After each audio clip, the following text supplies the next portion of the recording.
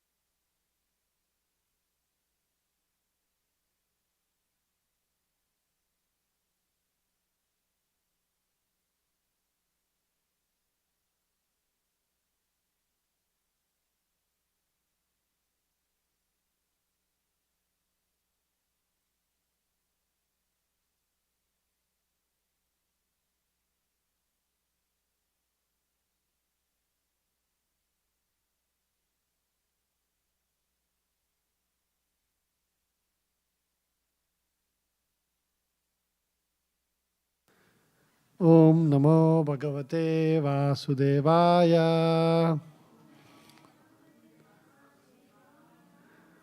Om Namo Bhagavate Vasudevaya.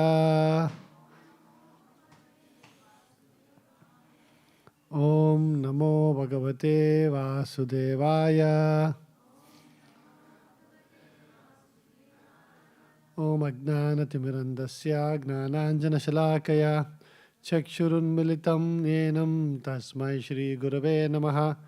Nama Om Vishnupadaya Krishna Prestaya Bhutale Srimate Bhaktivedanta Swamin Nitinamine Namaste Saraswate Deve Gauravani Pracharine Nirvishesha Shunyavadi Pasyata Deshatarine Jai Shri Krishna Chaitanya Prabhu Nityananda Shri Advaita Gadadara Shivasadi Gauravaktaranda Hare Krishna, Krishna Krishna, Hare Hare, Hare Rama, Rama Rama, Hare Hare. So today, on the occasion of Panihati, even though Panihati was a week ago, we are celebrating the Panihati Chidadahi festival today. So on that occasion, we'll spend a few minutes talking about the importance of this festival. And one of the great devotees of Chaitanya Mahaprabhu, who is associated with this festival.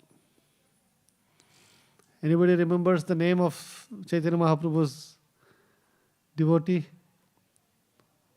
associated with Panihati?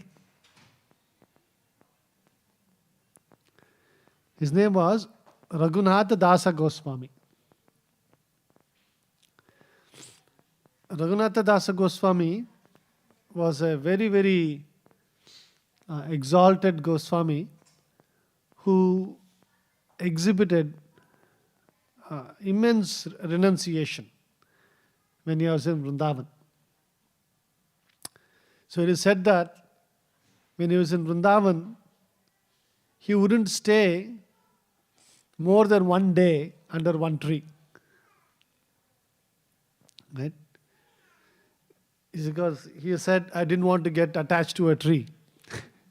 So he would keep moving trees every day. Sometimes when a beautiful tree is giving you nice shade and everything, he'll say, oh, this is very comfortable. Even that he didn't want to get attached. And that was the level of renunciation he had. And but if you think about his background, he came from a very, very, very wealthy family. He was the only heir to both on his father's side and his uncle's side. They didn't have any other children. So his father, Hiranya, and his uncle, Govardhan Majumdar, they were extremely wealthy zamindars. It is said that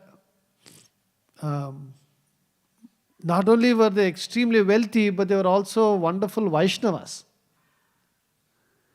It is said that these two together were the main benefactors for all the Vaishnavas in Navadvipa. And so, his background, he came from a very wealthy family. And right from his childhood, because his parents were also devotees, his family was devoted, he was blessed with the association of many exalted Vaishnavas. So these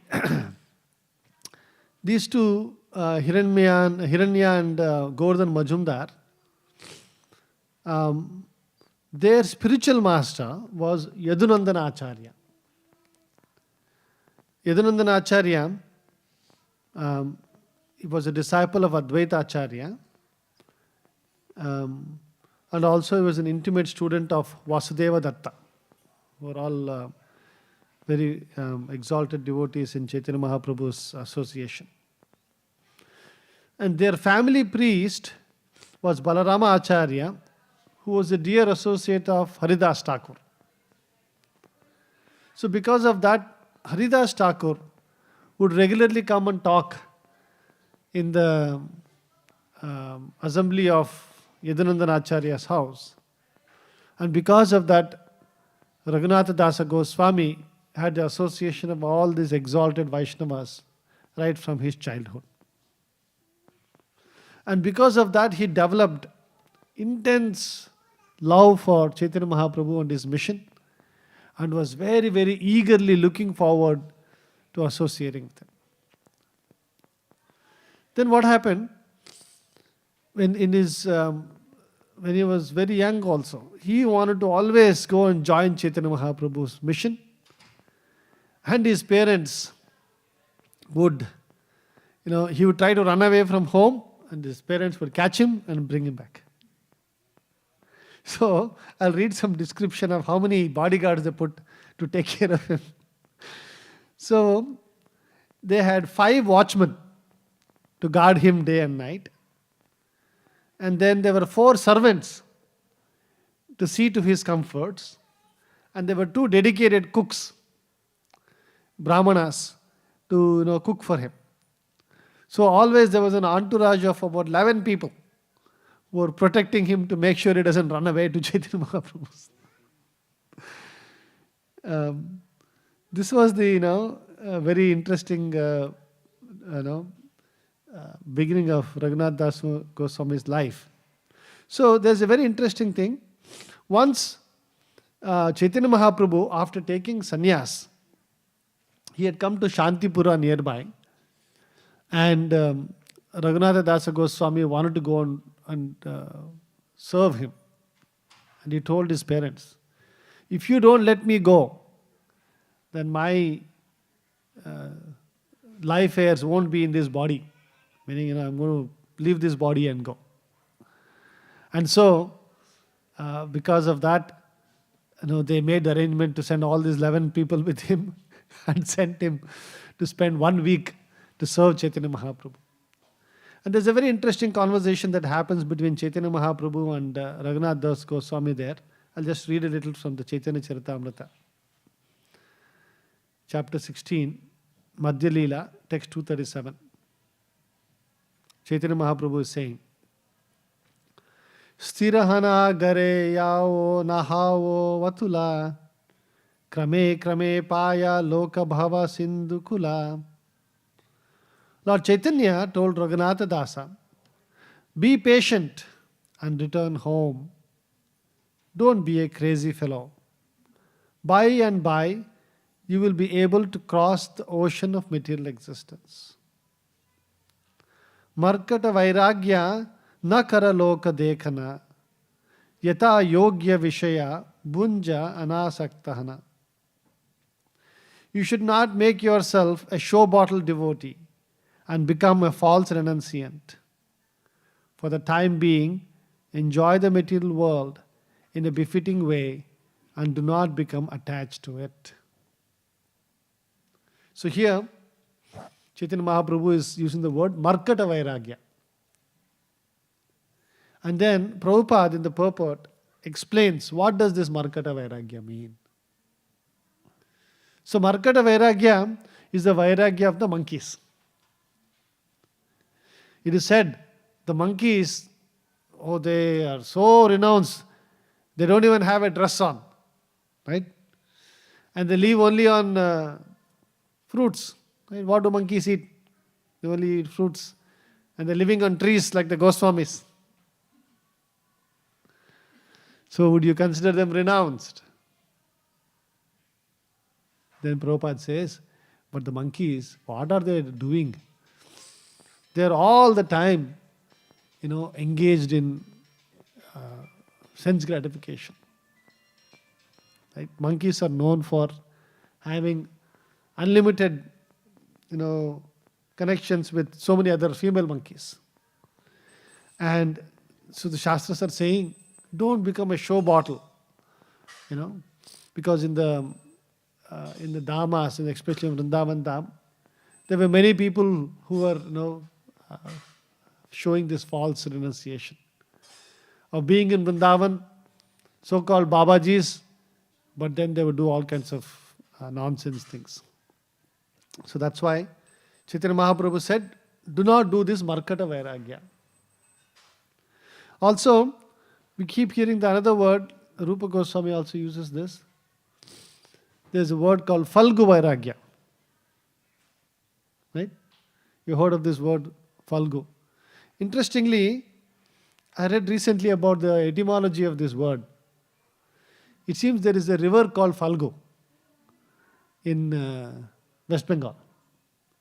So this river, it looks like what happens is the surface of the river just looks like a bank.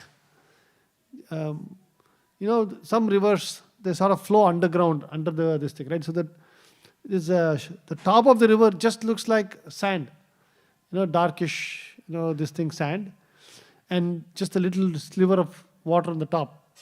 But actually the water is flowing underneath. And so, Falgu Vairagya is also said that it don't be like the river Falgu. It looks like a bank, but there's a lot of water underneath it. So you might do a outward, show of renunciation, but inside you're full of material desires. So, Raghunatha Dasa Goswami was thus, told by Chaitanya Mahaprabhu to go back, and when the time is right, he said, I will call you back. And so,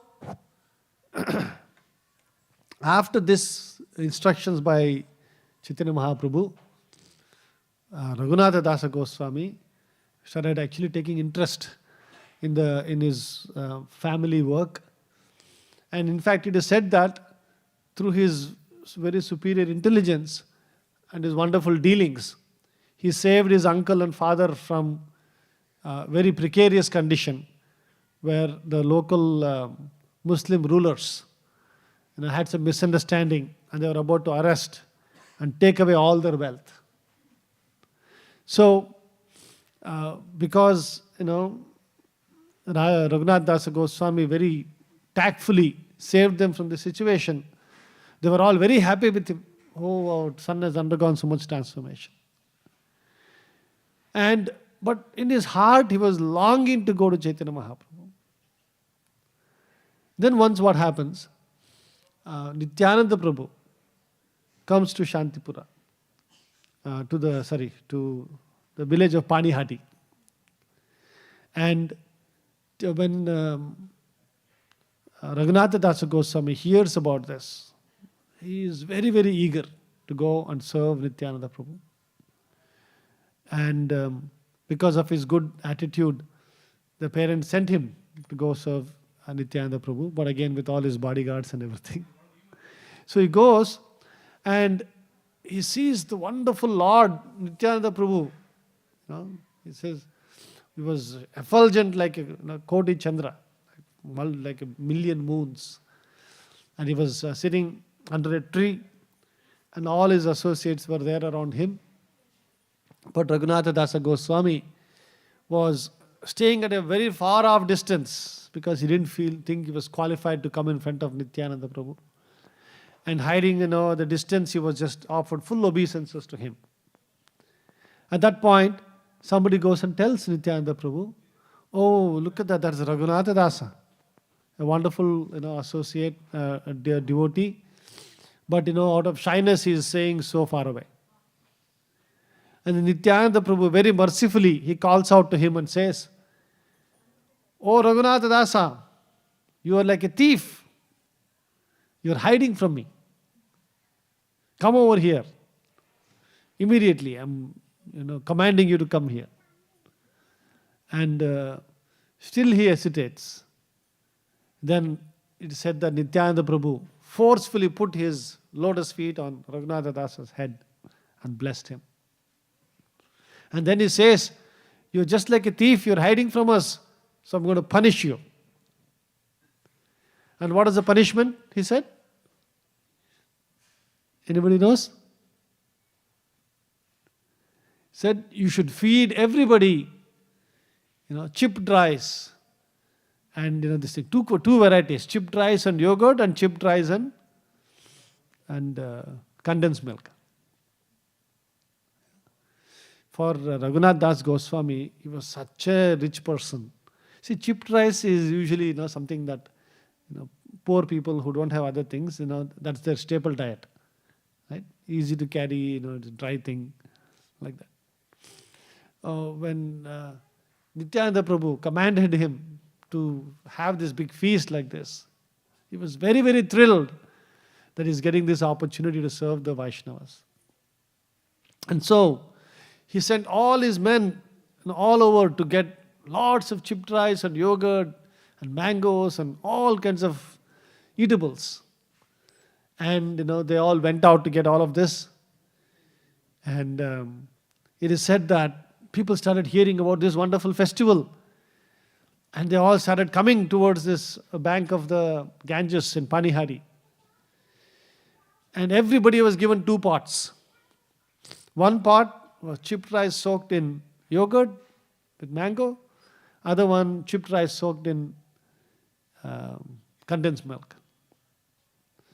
And more people started coming. And Raghunath Das Goswami was sent out to buy more and more, foodstuffs all over the place. And very soon, there wasn't any place to sit on the bank of the Ganges. And so then people, there wasn't place to sit under the trees and everything. They started standing in the bank first, sitting on the bank. And then there was no place on the bank of the Ganges. So then they started standing in the water and having, chipped rice on this.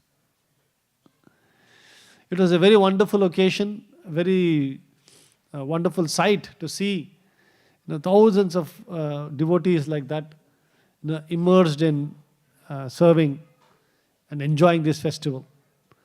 At this time, it is said that Nityananda Prabhu, through his meditation, invited Chaitanya Mahaprabhu to join this wonderful festival. And so Chaitanya Mahaprabhu comes, and not everybody is able to see Chaitanya Mahaprabhu. Only a few of the intimate associates of Nityananda Prabhu could see him. And Nityananda Prabhu was playing a game with him. He would just go to different devotees. From their pot, he would take some chipped rice and he would feed Chaitanya Mahaprabhu. And Chaitanya Mahaprabhu would in turn take it and then he would feed Nityananda Prabhu. So some of them could see that, they were both going together. Others could only see Nityananda Prabhu just taking something and putting it in this thing. They were wondering what is going on. And so like this, There's a beautiful description in the Chaitanya Charitamrita of this really, really wonderful festival. I'll read a few verses of this description. Um,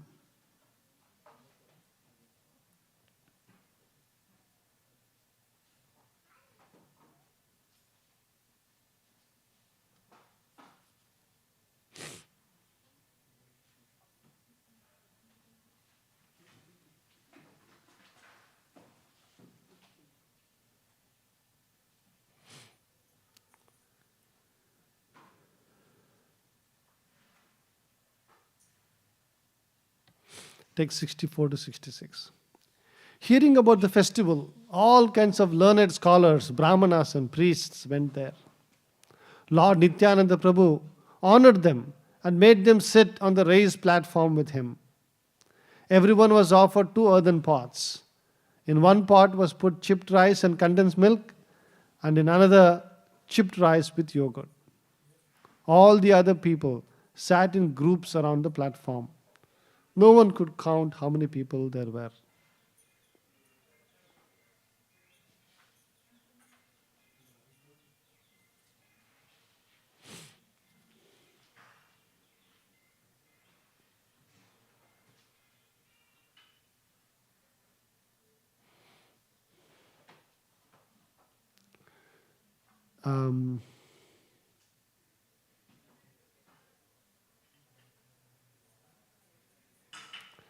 So, this is a very long pastime. I'm trying to find the right.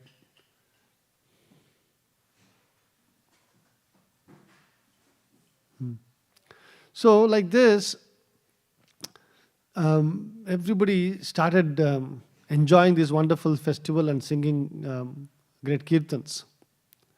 So, at the end of the day, another very great devotee of Chaitanya Mahaprabhu, Nityananda Prabhu, Raghava Pandita, who also lived nearby in Panihati, then he came to the place where this festival is happening. And then he invited both Chaitanya Mahaprabhu and Nityananda Prabhu to come to their house and take prasadam. At this point, they both said, "Oh, we'll finish this festival on the banks of Panihati here, and in the evening, we'll come and take prasadam in your house." So that day evening, both Chaitanya Mahaprabhu and Nityananda Prabhu went to Raghava Pandita's house. And it is said that Raghava Pandita was such an exalted devotee that every day in the evening he would offer prasadam to Chaitanya Mahaprabhu. And Chaitanya Mahaprabhu, even though he was in Puri at that time, he would manifest and come and honor prasadam. So on this occasion, Raghunatha Das Goswami got the great opportunity to accompany them to this festival, to their house. And as Raghunatha Das Goswami, he got an opportunity to serve. And then Raghava Pandit, as Chaitanya Mahaprabhu and Nityananda Prabhu were having this feast, he took the remnants from their plates and offered it to Raghunatha Dasa Goswami, who was very, very thrilled and excited to get this special opportunity. So there's a little bit of conversation over there between this.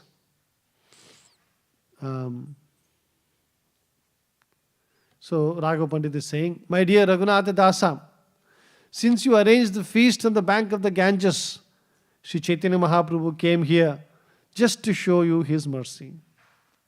By his causeless mercy, he ate the chipped rice and milk. Then after seeing the dancing of the devotees at night, he took his supper. Lord Sri Chaitanya Mahaprabhu, Gaurahari, came here personally to deliver you. Now rest assured that all the impediments meant for your bondage are gone. Sri Chaitanya Mahaprabhu will accept you and place you under the charge of his secretary, Swarupa Damodara. You will thus become one of the most confidential internal servants and will attain shelter at the lotus feet of Sri Chaitanya Mahaprabhu. Being assured of all this, return to your own home very soon without impediments.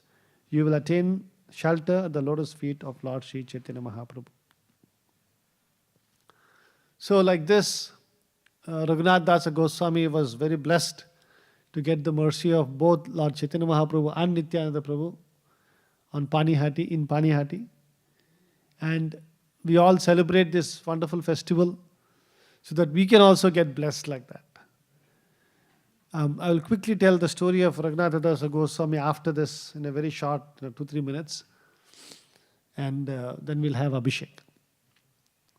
So after this, Raghunath Dasa Goswami returns back.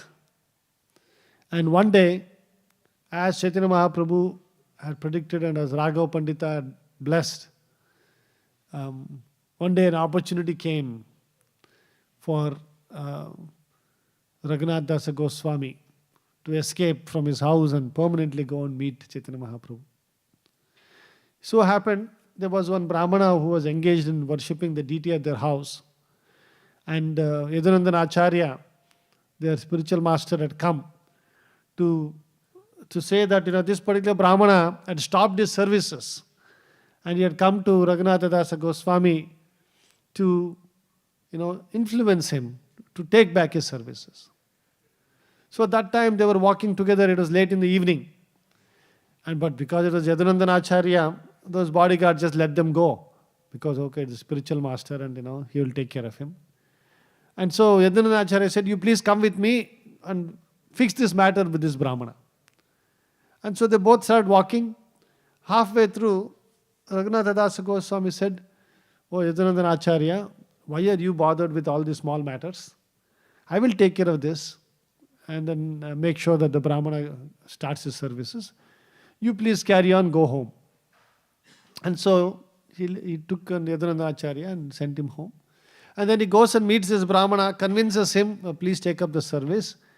And after doing that, he realizes this is the best opportunity for me. Yadunandan Acharya has gone this side. Bodyguards are all sitting, they didn't follow him.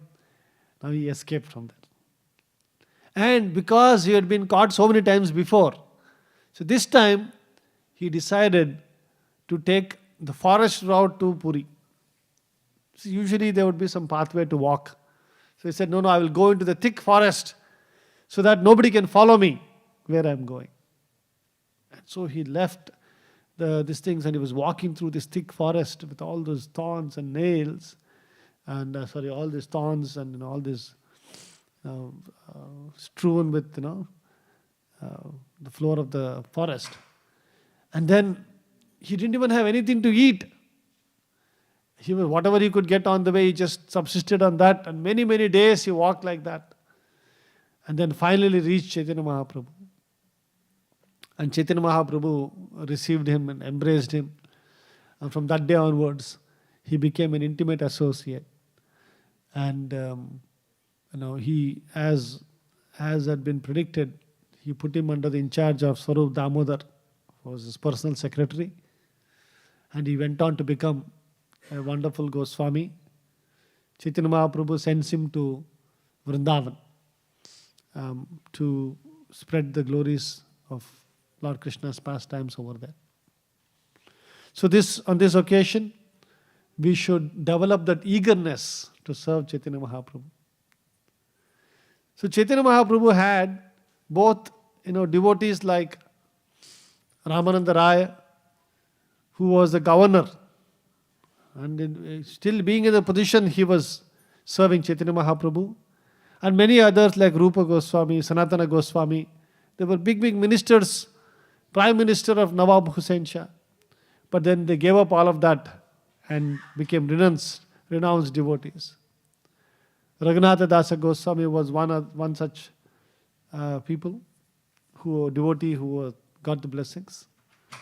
And so on this day, we should remember to pray to the Lord to give us that eagerness to serve Him, the eagerness to be His associate, to be engaged in the Lord's service. And on this occasion of Panihati festival, we should take whatever opportunity we get, like Raghunath Dasa Goswami did by celebrating this wonderful chipped rice festival. So whenever we get an opportunity to serve Vaishnavas in whatever way, we should take that as a great fortune. And by serving the Vaishnavas, we get the blessings of Chaitanya Mahaprabhu to serve him.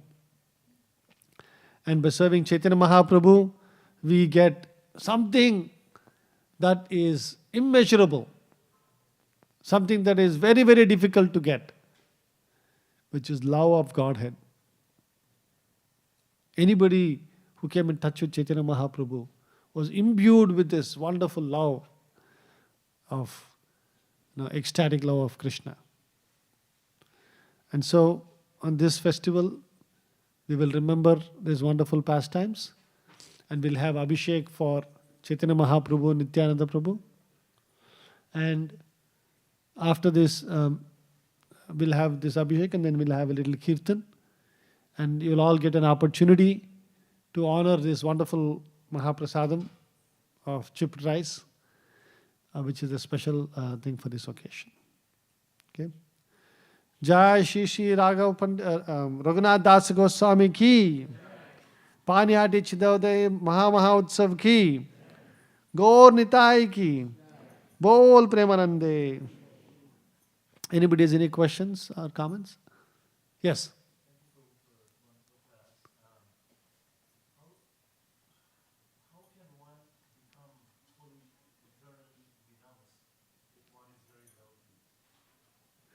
How can one become renounced if one is very wealthy? So we see here, there are wonderful examples given by the previous acharyas in this matter. Like for example, Rupa Goswami, like how he used his wealth for the service of the Lord. So it is said that, because wealth is not something that, is bad. As long as it is engaged in the service of the Lord, it gets its rightful place. Right? So what did Rupa Goswami do? He divided his wealth into, he gave 50% of his wealth for the service of the Vaishnavas. And in the remaining 50%, he took 25%, he gave for his relatives, for their immediate needs, immediate relatives, and then he kept 25% for emergencies. And so, Srila Prabhupada gave this formula. He said, if one is a Grihastha's responsibility is to take care of all the remaining Varanas and Ashramas. All the remaining Ashramas, the Brahmacharis, the Vanaprasthas and Sannyasis, are supposed to be taken care of by the Grihasthas. So the Grihastha is expected to use his wealth for the service of the society. Like that. Now that is one way of renouncing that and using it for the Lord's service. The Chaitanya Mahaprabhu himself demonstrated that by engaging whatever the Lord has given, right? It need not be that one has to be very wealthy to do this. There was another example. He had another devotee. This devotee was very, very poor. He was just subsisting by, selling these leaves that you get and which we eat. They make these donnas, right? Those kind of leaves. So this devotee would gather these leaves in the day, make some, a few plates, sell it in the market, and just get some few annas. But he still followed the same principle. Half that he used for the worship of the Lord, and the remaining half, out of that a quarter he would use for his day-to-day maintenance and a quarter for his subsistence. So irrespective of how much of wealth you have, how less you have, by engaging that, in the service of the Lord, all of that becomes purified. There was one instance in Prabhupada's life. There was once Babaji in those days who was known for his renunciation. If somebody came to give him wealth, he would say, no, I won't take this wealth. When Prabhupada heard of this, he said, no, how much have you got? Kuta hache. How much wealth do you have? Bring all of it to me. I'll use it for Krishna's service. So this was the difference between Falgu Vairagya or Markata Vairagya, and what is called as Yukta Vairagya. For ourselves, we should live very, very simple lives. However money you have, what will you eat? Prabhupada used to say, fine. Just because you are a billionaire, not that you can eat some 1,000 chapatis. You can only eat 2 chapatis, maximum 3 chapatis. Right? So, for ourselves, we should live simple lives, and we should have high thinking, and we should engage whatever Krishna has given in his service. Okay. Jai Srila Prabhupada ki, Panihati Mahotsav ki, Chaitanya Mahaprabhu ki, Bol Premanande. So we'll start Abhishekam now in about a few minutes. Any announcements? Kirtans can start.